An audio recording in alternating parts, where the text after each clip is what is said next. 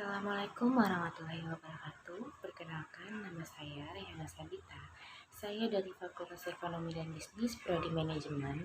Di sini saya akan mempresentasikan hasil jawaban ujian tengah semester dari mata kuliah Digital Business dengan dosen pengampu Cynthia Anissa, RP, MPD,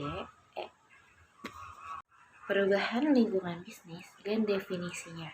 Perubahan lingkungan bisnis akan terjadi setiap saat, umumnya berupa gerak perubahan dari salah satu atau gabungan faktor-faktor lingkungan luar perusahaan baik skala nasional, regional, maupun global. Sebagian dari dampak yang mereka timbulkan banyak terbukti telah mempengaruhi datangnya berbagai kesempatan usaha atau business opportunities. Ada 5 langkah yang harus dilakukan dalam menghadapi perubahan bisnis, yaitu meningkatkan sumber daya alam, responsif, upgrade teknologi, meningkatkan akses informasi, dan evaluasi pencapaian target. Berikut komponen-komponen lingkungan eksternal. Yang pertama ada pelanggan. Pelanggan adalah penggunaan produk atau jasa dari sebuah organisasi. Pelanggan adalah faktor eksternal yang langsung mempengaruhi organisasi. Hal itu karena pelanggan adalah penyumbang keuntungan bagi organisasi. Yang kedua, ada pensuplai atau pemasok. Sebuah organisasi tidak dapat menghasilkan sebuah output tanpa adanya input. Pemasok akan bertugas sebagai input material yang kita butuhkan, misalnya bahan baku atau bahan kemasan. Tanpa adanya pemasok, organisasi tidak dapat memenuhi kebutuhan para pelanggan. Ketiga, ada pemerintah. Peran pemerintah dalam dunia bisnis adalah sebagai pengawas pembentukan peraturan dan pendorong bisnis. Dalam prakteknya, menurut sistem laissez-faire, peran pemerintah harus dibatasi dari segi pembuatan aturan agar secara alami terciptanya pasar bebas. Yang keempat, ada organisasi pekerja. Adalah wadah bagi para pekerja untuk menyampaikan aspirasi atau keluhannya. Serikat ini biasanya akan memperjuangkan hak-hak para pekerja terhadap perusahaan. Yang kelima, ada kompetitor atau pesaing. Ialah organisasi yang mempunyai output yang sama atau hampir mirip sehingga sasaran pelanggan dari organisasi tersebut pun akan sama. Oleh karena itu kita wajib mewaspadai kompetitor karena bukan hanya mempersempit pasar, tetapi mereka akan mencuri pelanggan kita. Lingkungan khusus adalah lingkungan yang secara langsung relevan mempengaruhi pencapaian tujuan organisasi, misalnya pelanggan, lembaga pemerintah, para pesaing, satu pressure group. Lembaga pemerintah dalam hal ini adalah perubahan peraturan pemerintah atau adanya peraturan pemerintah yang baru mempengaruhi organisasi. Pesaing adalah pesaing baru, adanya dobrakan teknologi baru oleh pesaing. Sedangkan pressure group adalah kelompok masyarakat yang peduli terhadap pendidikan, misalnya tokoh pendidikan, akademisi, organisasi profesi di bidang pendidikan guru. Dalam kehidupan organisasi, maka lingkungan yang diperhitungkan adalah lingkungan yang dipersepsikan oleh pimpinan organisasi. Lalu ada jenis-jenis persaingan.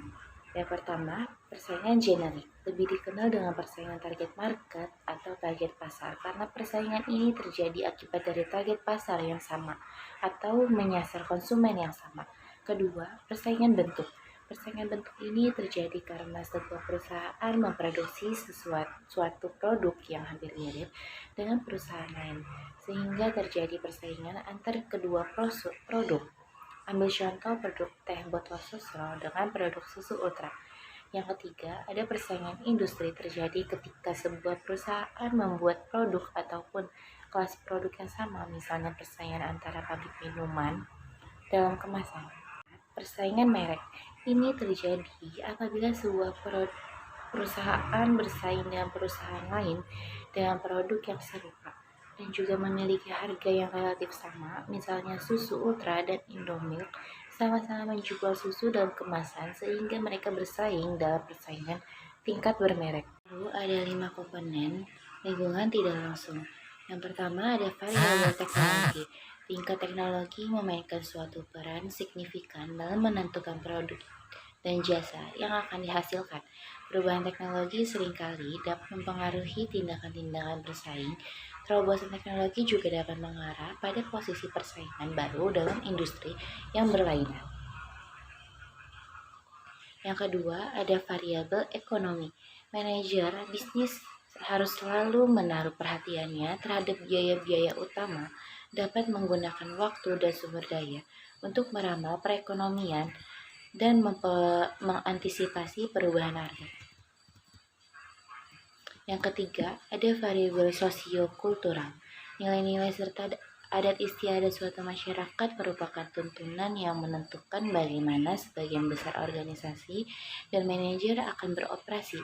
Nilai-nilai dan adat istiadat dari suatu masyarakat mempengaruhi pandangan orang-orang mengenai organisasi dan pekerjaan.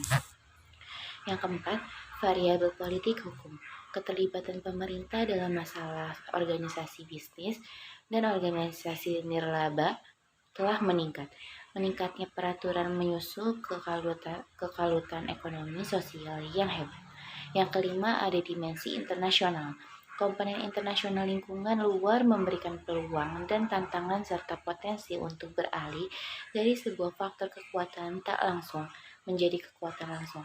Perusahaan yang terlibat dalam produksi dan penjualan di luar mengerjakan segera tahu bahwa keberhasilan dan kegagalannya tergantung pada pengetahuan akurat mengenai negara-negara di mana menjalankan usaha.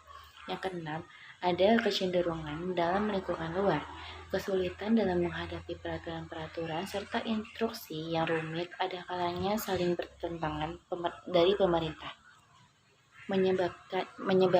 Menyebabkan semakin meningkatnya desakan untuk mengurangi keterlibatan pemerintah dalam dunia bisnis. Sekian presentasi dari saya, kurang lebihnya mohon maaf. Wabillahi taufiq walhidayah. Wassalamualaikum warahmatullahi wabarakatuh.